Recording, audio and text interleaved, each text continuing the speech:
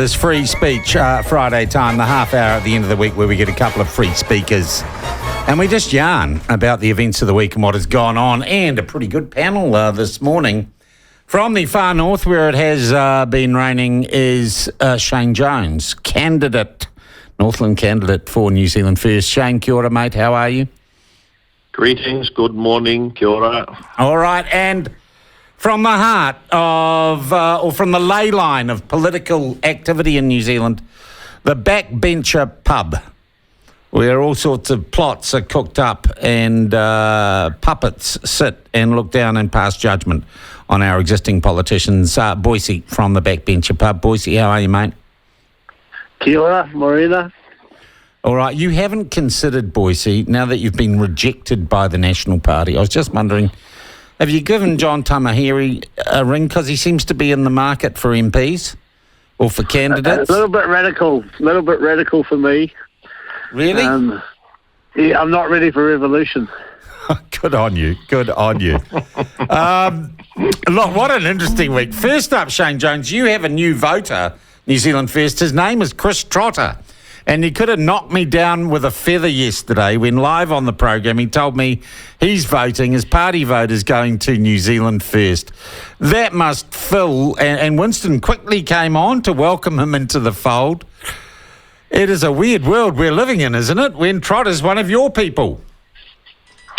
Oh, no, he's drawn to the fact that we stand for foundation values. We're not into this modern-day political clairvoyancy, otherwise called Ngāti Wokutanga, and we're struggling in terms of the fact that the media won't give suitable coverage. But what he's attracted to, I've no doubt, and he's an incredibly gifted writer and a very penetrating thinker, is that he realises that with all this flakiness that defines modern political culture, we've got to recover what really made us who we are today, and it's not to be found in the caucus of the Labour Party. Boyce, would you ever have picked Chris Trotter as a New Zealand First voter? No, but his thinking was sound. He worked it all through, and I think he landed where he could land. There was nowhere else for him left. I'll tell you what, though, David Seymour not convinced this morning. I don't know if you heard Seymour. He was kicking the hell out of you guys, Shane. He still says you're nowhere, men. You're nowhere close to 5%. We had an argue about the Roy Morgan poll and the Curia poll, but he doesn't like you at all. And I presume that is because he sees ACT and New Zealand First competing for the same party votes. I'm not absolutely convinced that that's true, Shane. No, he's a supporter of this transphobia that has ruined the English language and has created so much confusion in the census. That's why so few people, in my view, have bothered to fill the census in. He is a magpie. And I have to acknowledge he's been very, very cunning in stealing most of New Zealand First ideas in terms of the culture war. He says you're not going to get there, Shane. He says, and there was some talk, I talked to Trotter about it, the idea of a deal in Northland, he says, without that, you're not going to get to 5%. Well, we've got a lot of knockers out there, but our job, obviously, is to move amongst the people. We've got zero confidence that we'll get adequate coverage from the mainstream media. But, people are writing us off in the ACT Party largely because they fear that we'll hold not only them to account, but will ensure that the ragged edges that he continually promotes and actually doesn't believe in it, half of what he says, that's what they fear about us. Look, yesterday... look, Boyce, what do you think? Do you think ACT are afraid of New Zealand First, or it's all just posturing, mate? Oh, well, we all know that ACT and New Zealand First don't get on, but I'll tell you this, Winston Peters and Shane Jones will get 5%. As soon as co-governance reared its ugly head in the form it has from this divisive Labour government, this was easy fodder for Winston, and he will absolutely get there. Mind you, I have to say, finally this week, guys, Chris Luxon stood for something more than a photo opportunity at the McDonald's drive-through. And he comes out and he says, I am not doing a deal with the Maori Party. Do you think it's the craziness, Boise, in Parliament this week with all these independent Maori lesbian MPs that drove him to say that? Or do you think he came to a realisation, unless he stood for something, he was in danger of perhaps snatching defeat from the jaws of victory come election time? I think he was waiting for the excuse to make the point and waiting for the right time. I think that's where it's at, and he had to do it, and I wouldn't have wanted to leave it any later. Yeah. But there is no way you could go into a stable government arrangement from national stretching over to party Maori. It's just not possible. Shane, what do you think took Luxon so long? Does he really believe it? Was it a political decision he made to make that announcement this week? Well, the Maori Party, I just wonder every time they go to Parliament whether or not they've sort of got an EpiPen on automatic injection or something. No, seriously, the things they're saying are more feverish by the day. So I'm not surprised that he moved away from them, because in actual fact, their performance not only, I don't know, just showed some sort of disorder, and ordinary Kiwis can't be bothered with that because they've got a host of other more important Well, things they to have bother doubled their caucus, in theory, without even going to an election or a by-election. They've now got 4 MPs effectively, Shane. That's pretty good work. Well, what they've got is a spear carrier, and there's no guarantee that Nika Whaitiri either will win her seat. And as I've said elsewhere, mate, in politics, when you cheat, it's a choice. It's not a mistake. Right. And I guess, Boise, and I guess to both of you, I've got to say the role of the Speaker, particularly in relation to Mika Whaitiri, looks bloody dodgy, doesn't it? Yeah, I was disappointed. I thought he had more to him than that, the Speaker. And it's just a misuse of public funds, and the entitlement and arrogance that I find it disconcerting, to say the least. Do you agree, Shane? I was astounded that Mika Whaitiri was not ordered out of politics. It seemed to be a slam dunk to me. And perhaps the precedent may have been Jamie Lee Ross, but I mean, if the ventriloquist JT is using that as a precedent, then things don't bode well for either him, the party, or Mika. Yeah. It seems too the mainstream media are desperate for some reason, and I'm trying to figure out why. You guys might be able to help me, to paint the Maori Party as the kingmakers rather than part of the centre-left coalescence. That seems, and JT's in all, he won't come on for an interview with me, even though I know him well, but in the Post this morning, he's talking to Steve Kilgallen with an absolutely naive political piece about what they want to be part of a government, and they're really being branded as the Great Brown Hope, aren't they, Shane? Yeah, I haven't had a look at the stuff this morning. Look, let's just step back. JT and the Maori Party are hoping to gather votes by going as far to the margin as possible, boosting their Maori appeal and trying to nick the votes from the people that drifted to Labour, drifted to the Green Party, because they're looking for some revolutionary change. Yeah. In actual fact, that's not the way Kiwis operate. And he's had the impact of scaring voters away from his potential coalition partners. Christopher Luxon, he seems to be rooting for the fact that he'll govern with a Klingon of the ACT Party. But you know, MMP, you and I know, guys, it is so random and so unpredictable. And Winston and I haven't even hit our straps. So just wait and see. Yeah. Boise, do you get the feeling the battle lines are being drawn, or is there still some shaking down to go? Oh, there's always plenty of shaking down going into the election, Sean. It'll be riveting, and it will be a great ride. And I'm looking forward to lots of discussions with Winston in the dockway as it all unfolds in front of our eyes. And for those who don't know, Winston may enjoy standing next to people who are having cigarettes in the dockway. Out the back of the backbencher pub is where you can smoke. It's one of the few places You can smoke undercover in Wellington and have a beer at the same time. It is a fine spot. So that's what. And you can have a hell of an interesting conversation, especially if Winston's in the middle of it. Yes, you can. There's a flock of seagulls come in. In fact, I remember having a rather good night there on the night of your valedictory from the Labour Party, Mr. Jones. It was quite the spot. Half of Wellington emptied out the bloody chemists of all the disciplines, mate. Yeah, that was right the next morning.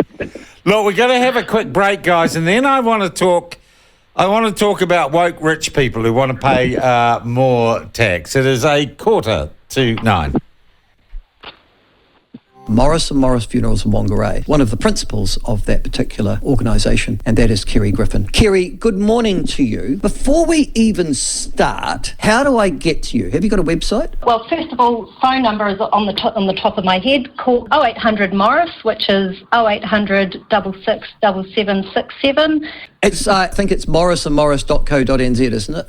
All right. Now, what do you think makes Morris & Morris different from other funeral directors? Definitely the people, without a doubt. My team make all the difference. Morris & Morris also has purpose-built funeral homes in Whangarei and Dargaville. We're members of the Funeral Directors Association of New Zealand, and we have embalmers that are members of the Embalmers Association. You provide a complete service. I'm interested in the cost. What does it cost these days for a funeral? Some people just want a very simple no-service service, which is like a direct cremation or something, and then ashes are returned and the family will have a memorial service or a celebration of life service with the ashes. If I'm going to die, let's just say it's me tomorrow, the cheapest option you've just said to me is there's that one about getting cremated and then leaving it to the family and stuff like that. You take charge of that process. What would that cost me? You're looking anywhere upwards from the most simple, probably $5,000 plus. Right, so it starts at 5 and then I build up. Would it be a reasonable assumption to believe that if I was going to go the traditional funeral service, would I be looking at a price closer to 10,000 or 8,000? Definitely closer to 10,000 and, as I said, plus. Right. Yeah. Thank you very much. Now, finally, people want to get in contact with you. www.morrisandmorris.co.nz is your website, and 0800 Morris is your free calling number. Thank you very much. Nice to talk to you, Kerry. Very best of luck in your job. And as I said, you are a bit of a beacon of light in dark times, actually. It's nice to have somebody looking after all that. So thank you for joining us on the show this morning.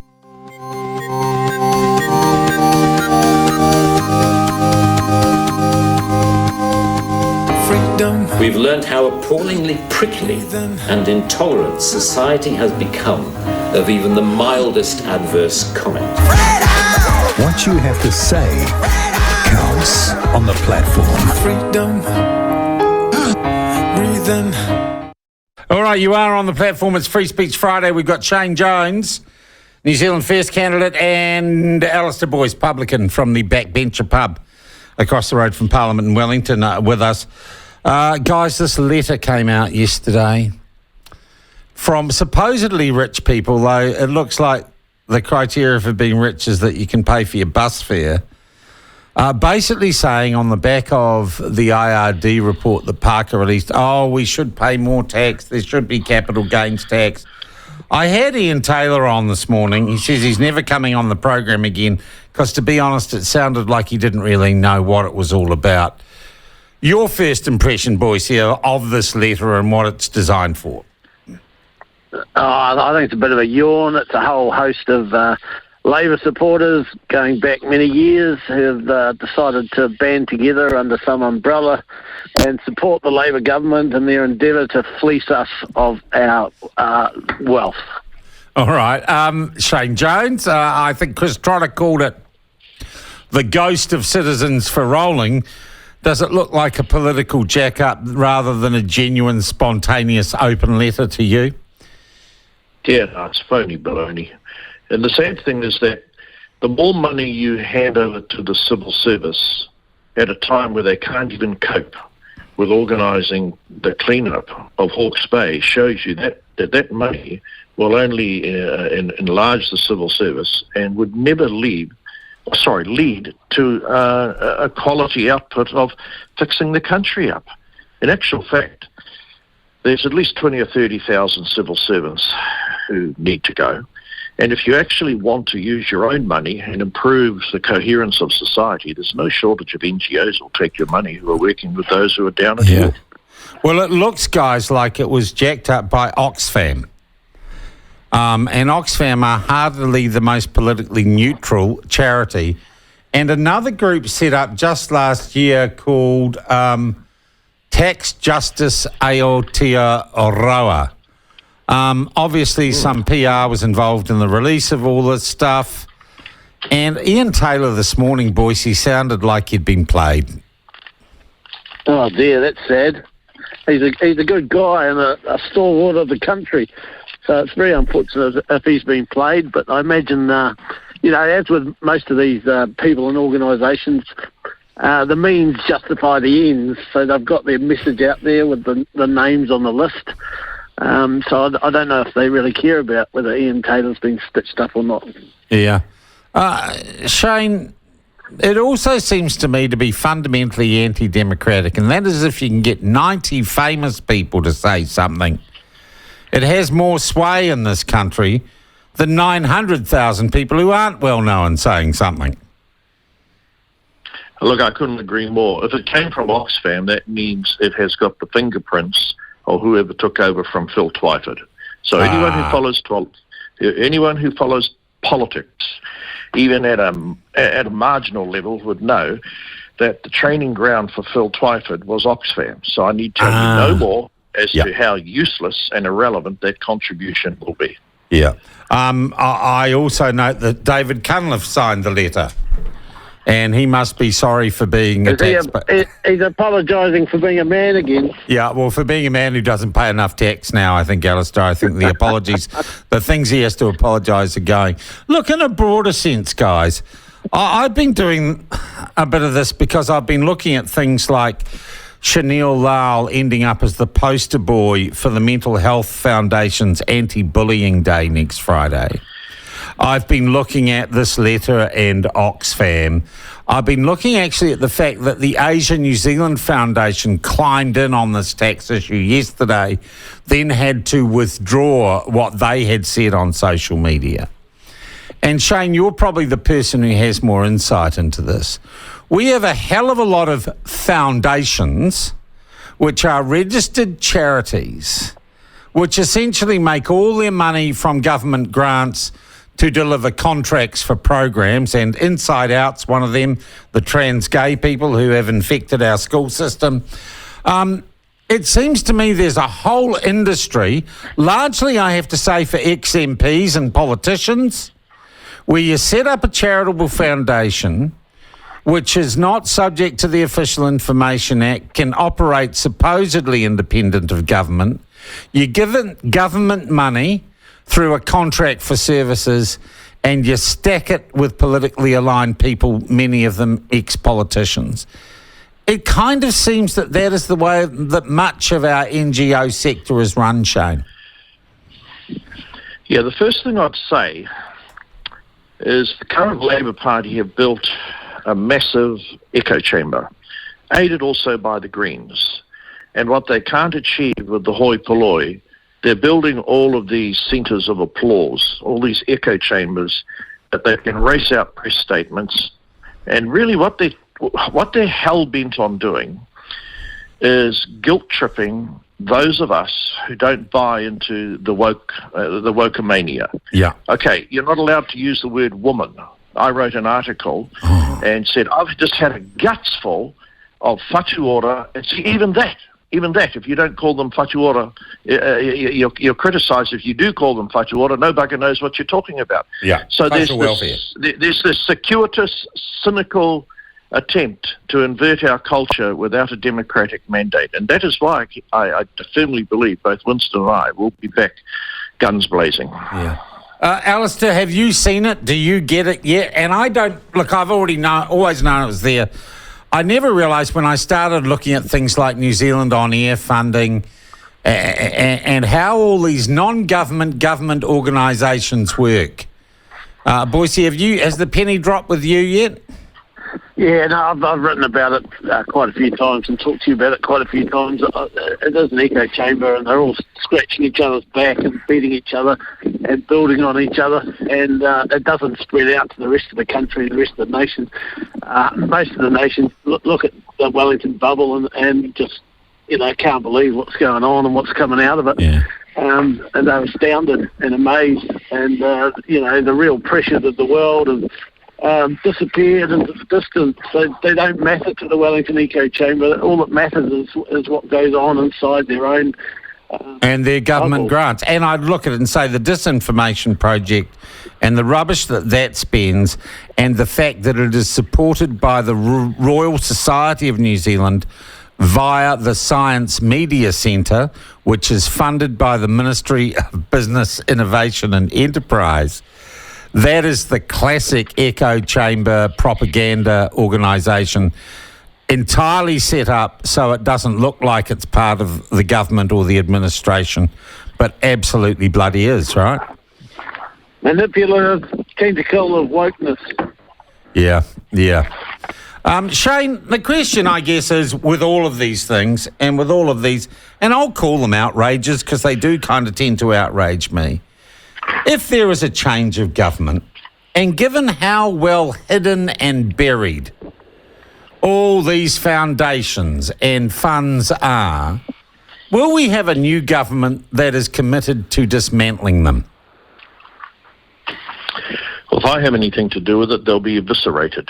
That's the first thing. The second thing, when Douglas came in with Longy, remember they got Trotter involved. They got some hard-nosed, extraordinarily experienced people who knew how to live within your means. Yeah. And that's what we've got to go back to. Our country no longer has the ability to live within its means. Our country no longer rewards plain, common sense, very candid discussions. I wouldn't bother following the model of Jacinda, which was to set up 1,000 working parties. What I was asked to do, I just got on with it and done it. I was asked to fix up infrastructure and other issues in provincial New Zealand and did it. Yes, I did get investigated by the audit office several times, but that's the cost that you have to bear if you want to make progress. At the moment, we're just beset with process, mate, and the people that run the process are people that belong to that ecosystem of foundations and political correctness that you just described. We've got to go back to what made the country great, which is rolling your sleeves up and getting stuff done. Yeah, absolutely. Boise, can I ask you, Elizabeth Kerry and Meka Whaiteri coming over to the backbencher for independent caucus meetings or not? Not that I'm aware of, Sean. They're more than welcome. There might be a few odd looks that go on and bewilderment at their behaviour. Yeah. Do any Maori Party MPs drink at the pub? Yep. They pop in. There's a lot of court cases and things that go on, so we do have quite a contingent rolling through regularly. Yeah. and gee, sure, I'll be hoping Jones gets back in because that'd be good for business, wouldn't it? Look, Shane, Shane, I can't let this week go past, or the last couple of days, without making mention, because it's your neck of the woods, this terrible case in Whangarei with the schoolboy and the flooding the other day. What a gutting experience for all involved there. Yeah, no, incredibly traumatic. And there's so many people who have been safely and returned safely from Abbey Caves. The name actually goes back to some of the early pioneer families around Whangarei, including the Clockworthys. Yeah.